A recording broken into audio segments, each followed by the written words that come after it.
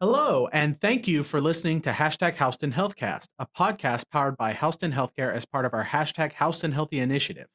On Houston Healthcast, my guests and I endeavor to provide the people of Houston County, Georgia, and beyond helpful advice, tips, news, and updates in the world of healthcare so they can lead a more Houston Healthy lifestyle. Today is the first episode of season 2 of our podcast. Very excited about that. And we have a very interesting topic to discuss involving our immediate area of Houston County. A service we perform for our community here at Houston Healthcare, our Community Health Needs Assessment, or CHNA. You'll hear us referring to it as both the Community Health Needs Assessment and the CHNA during this. Returning to the podcast to speak on this topic with me today is Sheldon Mattox, our Director of Post-Surgical Rehabilitation and Education here at Houston Healthcare. How are you doing today, Sheldon? Doing well. How about you? Doing all right. Thank you for coming on the podcast with me today. Yeah, glad to be here. So I know some of our listeners may already know you from your previous podcast, which was our very first podcast on the Houston Healthy 5K. But in case there are any new listeners out there, why don't you share with us a little bit about yourself? How long have you been with Houston Healthcare? I've been in Houston Healthcare about 5 years. I've been in the medical field a total of about 21. So I've been around, started in Macon, my career in Macon, and moved down here to Houston County and couldn't be happier. All right. And how long have you done the current job that you're doing as Director of Post-Surgical Rehabilitation and Education? 5 years. 5 years. Yep. What'd you do before that? Before that, I was a service line director, and I was over service lines, different like ortho, surgical. I was also over like a lot of marketing stuff and trying to marketing our programs. All right. That's awesome. What inspired you to make this choice in career in healthcare in general? Just wanted to help people. Ultimately, I was kind of torn on what I wanted to do. I tried some construction stuff and realized I'd really liked that a whole lot, and really enjoyed helping people. And when I got into healthcare, I really found my niche because you're really helping people and you're trying to help them get better and get back to life.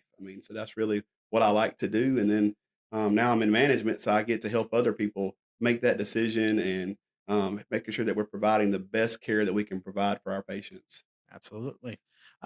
So at the risk of making this sound like an interview, because I always tell my, the people that I talk to that I don't want this to sound like an interview, I'm gonna ask you a very interview question, but I think it pertains to the conversation. Can you think of a story where you felt like you were really serving your community and making a difference?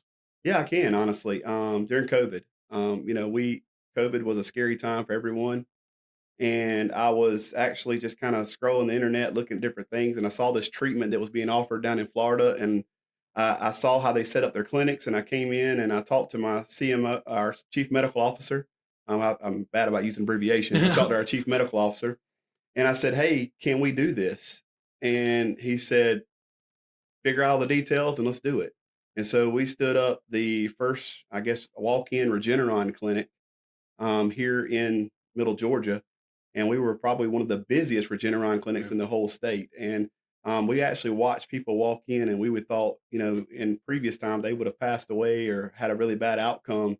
And we watched them call us back in a day and say, "Hey, whatever that medicine is you gave us, you saved our life." And my educare team stepped up. We're not clinical, normally, but we turned our classrooms into treatment areas and really just stepped to the forefront, wearing the full gear. We look like we're involved in ICU. We're on the front lines, bringing people in, treating them, giving them the Regeneron, and then watching them get better. So when I think about something about my whole career, that was probably the highlight of it is really being able to help our community get better and cut down on the many mortalities and the many bad outcomes that were occurring, because there was a medicine out there that worked, and my team wanted to make sure that we got it to our community. That's an awesome story. And I feel like there's a lot of those kinds of stories around COVID where, I think a lot of people kind of stepped away from the healthcare field, but there's people that even stepped farther in, and you kind of found out who you were in those moments a lot of times. So Yep. That's a great story.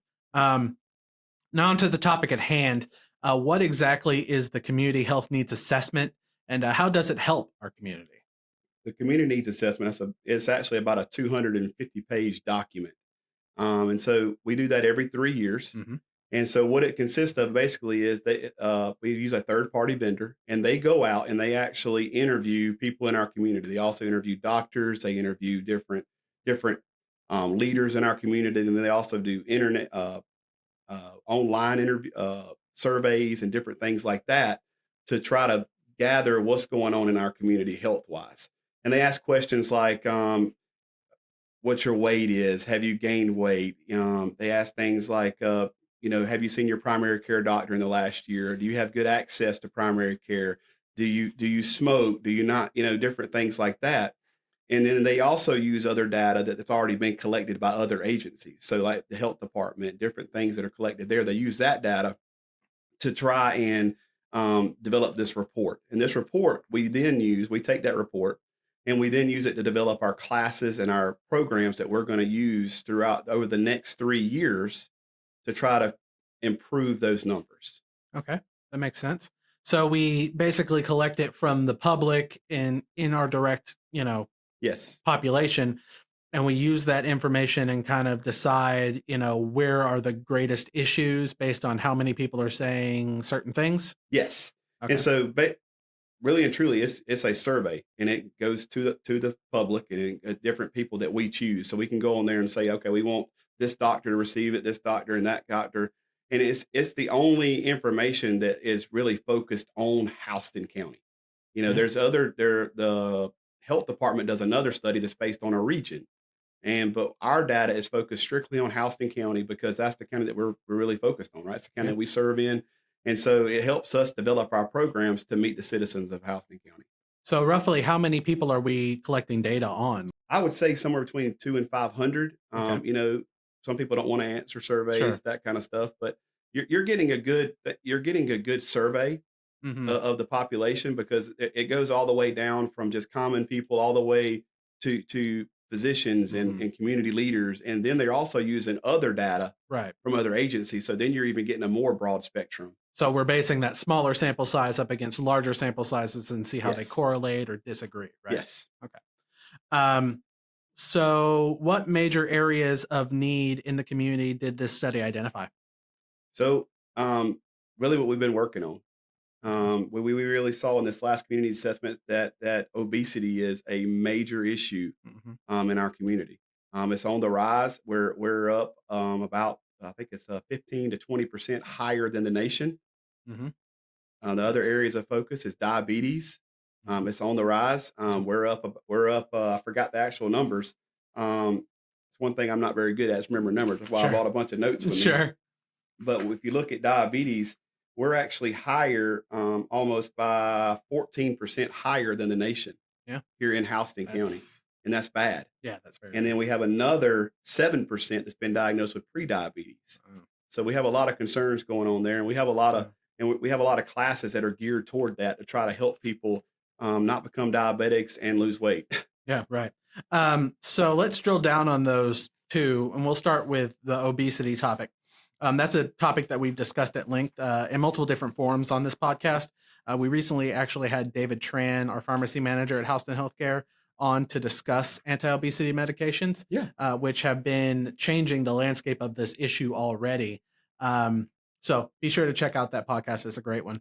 Sheldon, what else are we doing to address the concern of obesity?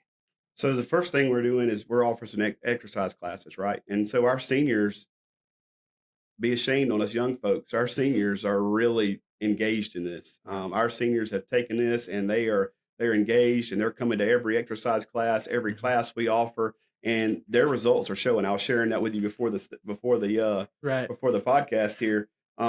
Perry exercise saw 191 pounds Mm. lost over the last year. Pavilion here they saw 177 pounds lost. And so when you start looking at that, I mean, they should be they're being our role models, for Mhm. me and for you and for everybody Right. else. Hey, they're out here trying to improve their health. They're trying to Mhm. quit being a burden on on the health system. Sure. And so we've got to get more engaged. We offer health, so we offer free exercise classes. We also offer healthy living for life classes, which you come in, it's free. I mean, Mhm. you don't hear that word very often in medical. Yeah. It's free, but we're offering free healthy living for life classes. And with that, they talk about diet, they talk about stress management, which leads to obesity, right? Mm. They talk about know your medicines and different things so that you can improve your life and begin to start cooking health. We also offer cooking classes so you can cook better at home and different things. And all those are free. All you Right. have to do is call our educator department or go to hhc.org and sign up for those classes. Yeah. And to make it clear, we see a large elderly population in those classes, but they're open to everybody. They're open to, Anyone can come and participate in those classes, and yeah. they're completely free. Yep. All you got to do is follow us on Facebook. We've just started a new class twice a week. I think it starts at 7 or 7:30 in the morning, and we've offered it. It's free. And the sad thing about it is we kind of catered it to the working folks, Hmm. and we've only had a few people show up. Yeah. And we open our senior class up, and we have over 100 people show up. And, they're trying to be that, Yeah. like I said, that role model, but, we've got to get on board too, because they're losing weight and, trying to become less of a burden, and we're becoming more of a burden. Right. Right. So, and diabetes, I'll mention that our podcast on diabetes care and prevention with Dr. Dylan Carroll really dove into other alternative options beyond medication for how to prevent yourself from getting diabetes or manage your diabetes once you have a diagnosis. So check that one out as well. Sheldon, what are you doing in your world to help with the diabetes epidemic? So we continue to see that number go up. Hmm. The community assessment right now is showing that we're sitting at 20% and the nation is sitting at 12%. That's not a good number. No. And so what we're doing is we're offering a diabetes prevention class. We also offer, like I just told you, that healthy living for life. Hmm. All of those things you will learn in that class will Right. help you with keep from getting diabetes and different things Right. that are going to lead to that. High blood pressure. The problem with diabetes is if you get diabetes, the studies show that you're more likely to have chronic pain. You're more likely to have high blood pressure. You're more likely to have cardiac disease. You're more likely to have all those problems. So diabetes, obesity, that I guess I should say obesity is the key to all this. Hmm. Obesity, you're more likely to have diabetes, high blood pressure, and heart disease and things. So if we can curb the obesity problem, I think we can help with the diabetes problem and then all the other chronic medical conditions that we have. But Right. and that's the reason we really are focusing on obesity. That's the reason we're offering the diet, the cooking Hmm. classes, the know your meds, the different things, so you can curb obesity, which will stop all these other problems. Yeah, makes sense. I know another one that was identified in the assessment was mental health, which is an issue worldwide, and one that I feel has been tragically overlooked for many many years. Are there any initiatives that we're doing in the community to help improve that? So that's a tricky one. Hmm. That's and as you hit the nail on the head there. That is a problem nationwide, not just here in Houston County, and we're seeing the numbers go up. They're even higher after COVID. And we're doing our best to try to help people. Like I just said, we offer trying to help you reduce stress. We've offer free seminars and different stuff on that. We're also working to get some different doctor health talks coming up um, in different things to try to help the community. But the problem with mental health right now is the offices are overran, and Hmm. so we're trying our best to. I know the hospital system here is trying their best to bring in more mental health staff. Hmm. So we can be more of a service and. But that's still a real tricky thing. Yeah. The best thing that we can offer right now is that healthy living for life. Which if you eat better, exercise, reduce your stress, and do those things, we'll have less mental health Yeah. problems. Because your body is a system, so Yes. everything kind of works together. If you're improving one thing, other things improve. It's obviously not a complete answer, but there's many things that you can do to help improve your mental state. And as you said, we're working on other Yeah. initiatives I, to I wish I had the answer to that because sure. I would probably not be sitting here right now. Right. I'd probably be a multimillionaire by Yeah, now if sure. I had the answer. Yeah. So another one is access to healthcare services. What does that entail? So what we're looking at there is basically what I said initially when they do the survey, one of the questions is, when you call for a doctor, I mean, how long does it take you to get, an appointment? I mean, when's the last time you've seen a primary care doctor? Different questions like that. And so what that's asking, and then we look at that data and that shows us if we have enough primary care doctors in the area. And yes, we've improved that number, but we're still not where we need to be at. We still need there still need to be more access points for people to enter the healthcare system, because the best way to stay out of the hospital is what is good primary care, and keeping up with your numbers and keeping up with your lab work and keeping up with those things. So then all of a sudden your A1C is 10, right? It Hmm. didn't just it didn't just get to 10 yesterday. Right. That's a process. So if the doctors are following that, we can try diet changes and they can try diet changes and different things to try to keep you from getting there. And so that's the reason we're focused on access to healthcare is because that's the key, I think, in keeping people from and getting sicker and sicker and Hmm. sicker, is making sure they're following with primary care doctors. Right. So another one, a big one, heart disease and stroke. And February, the month that we're in, is American Heart Month. We have a lot of initiatives going on at Houston Healthcare in observance of that month and over the course of the year. Can you talk about those initiatives that you are a part of a little bit, Sheldon? Yeah, so what we're doing, this year, we're having our red luncheon again, Hmm. and it's a great event, and I'm pretty excited Yeah. because I've already looked at the agenda, and I'm really excited about the agenda. I'm not gonna spoil that, okay? Because I am really excited about the agenda. Yeah. You're not just gonna hear a bunch of talking. You're gonna actually hear a patient story, and Uh-huh. that's really exciting for me because it's personal. And I watched this person go through this, Hmm. and I'm super excited about that. And so Yeah. we're at Red Lunch, and I encourage you to go to hhc.org, get yourself a ticket, come out, enjoy lunch with us, enjoy the presentation, and learn more about preventing heart disease and all the different things that we're offering. We're also doing hands-only CPR events. Hmm. We're offering that completely free. One of the things that we did in the community needs assessment this year that was new was that we asked the community, "Hey, would you be interested in taking a free hands-only CPR class?" And I was pretty excited to see that number was at 60 something percent Hmm. said, "Hey, yes, we want to learn CPR because number one, we want to reduce the number of deaths that can be Yeah. avoided, by somebody starting CPR." And so I think right now the survival rate's like 10% Hmm. if no CPR is started. And Right. but if CPR is started, then we can get up in the 40s and 50% survival rates, which Hmm. is really exciting because we can all learn CPR, right? Yeah. It takes literally 15 to 20 minutes to teach you hands-only CPR, and that's with us talking and explaining it and doing return demonstration. And so we've been out in the community teaching hands-only CPR. We were just at Veterans High School and taught several hundred high school students. We've been to insurance companies, we've been to church groups, we've been to leadership groups and different things, and we taught all the coaches in Houston County. So we're really excited about that. And if anybody listening to this podcast wants to learn hands-only CPR, and you Hmm. have a group or an event that you want us to come to and do it, please reach out to us.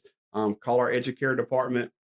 I think it'll be provided in one of the Hmm. links, or go to hhc.org, leave a comment and say, "Hey, I want to learn more about hands-only CPR," and we'll be happy to come out because that is the best way to prevent it, and that is the leading cause of death in Houston County is Yeah. heart disease. Absolutely. And we talked about the exercise classes, cardiovascular health. Part of the way that you improve that is absolutely exercise, specifically cardio exercise. If you can't come out to our events, or if you can't come out to, we do a 5K near the end of the year in September. Is that correct? The 5K Yeah, the event? 5Ks in September. Yep. Um, but we do all these things to help with cardiovascular health, with help to encourage exercise and community togetherness. But if you can't get out to these, if you can't participate in those, just get out and start walking. Get out and start running.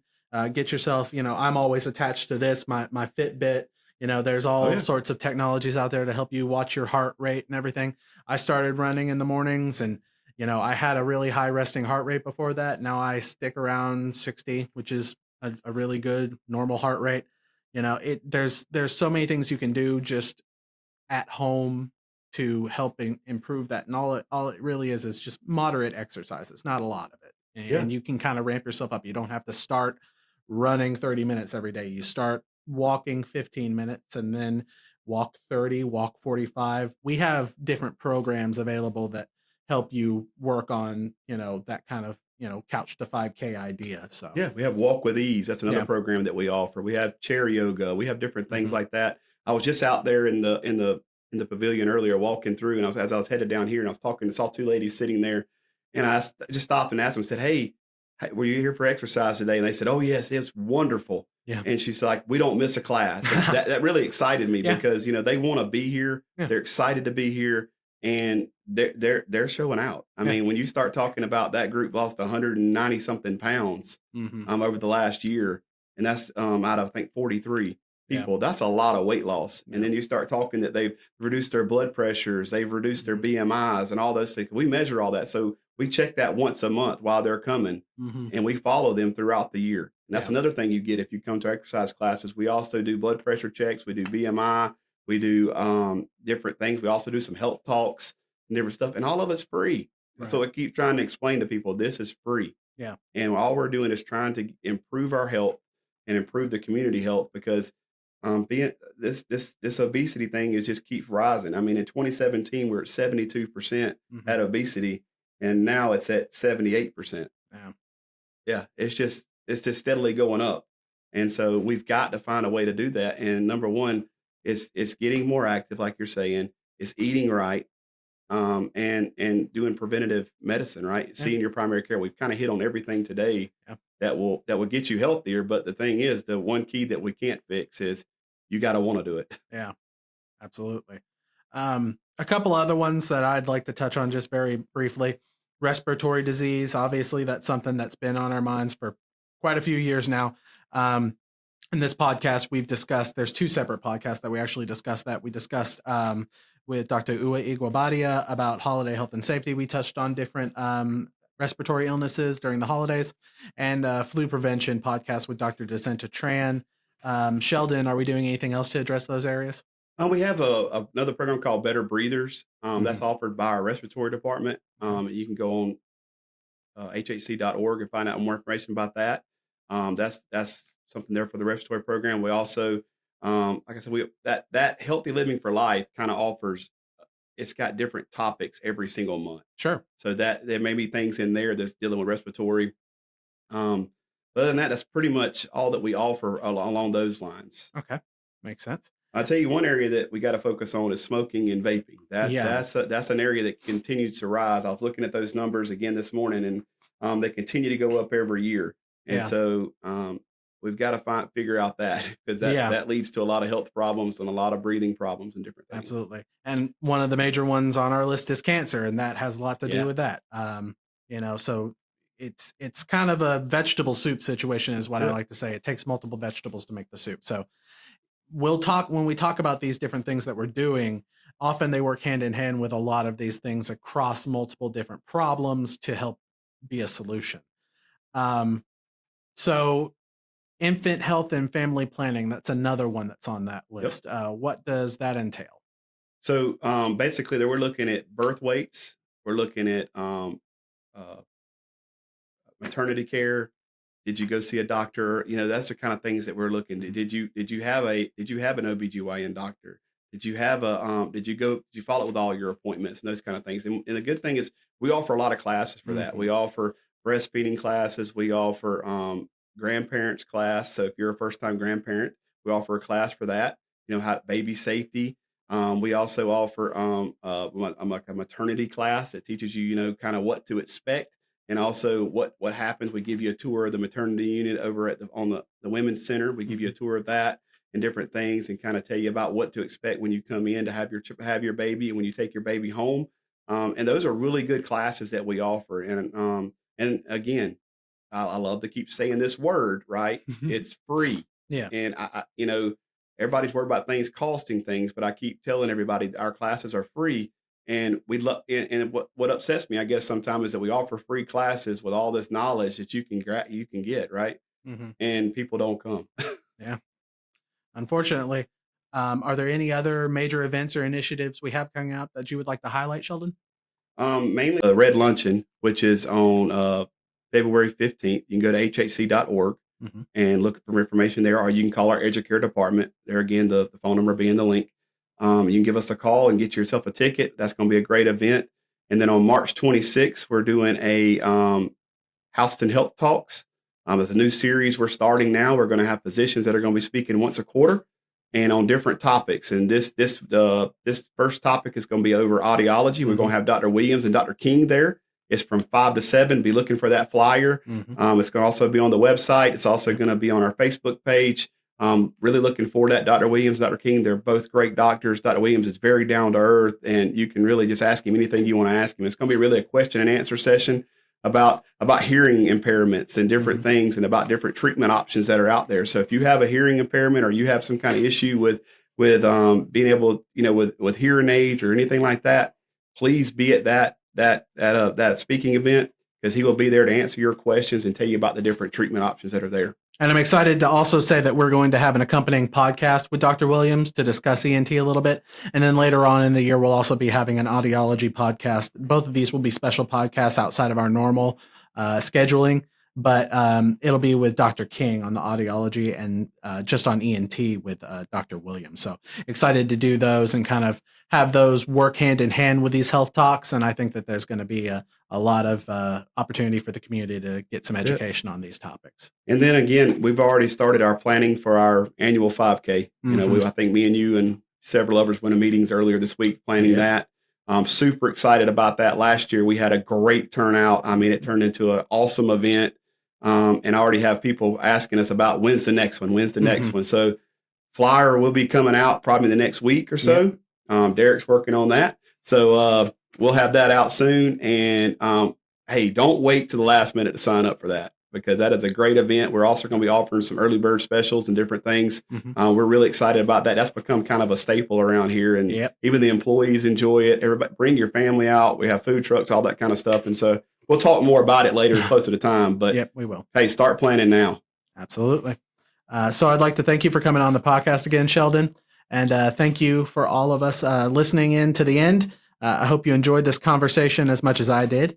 If you'd like to review our community health needs assessment for yourself, you can find it available on hhc.org in the About Us section. We'll have that direct link to that in the description below. Be sure to follow us on YouTube.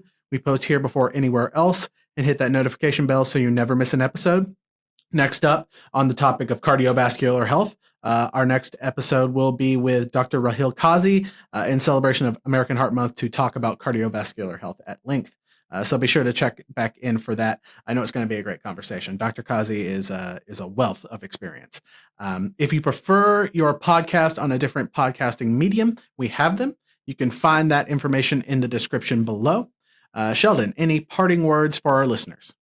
No, just get out, man. We offer the free classes. Come join us. We'd love to have you. If you have any problems, just reach out, call us. We're more than happy to help any way we can. And hopefully we'll get more involvement in some of these classes and stuff, because that, we're offering those classes for free, and we're really wanting people to get involved, and we really want to help our community. Right. And as Sheldon said, the phone number for Educare for being able to sign up for those classes will be in the description below as well. I want to thank you all again, and remember to stay #Houston Healthy.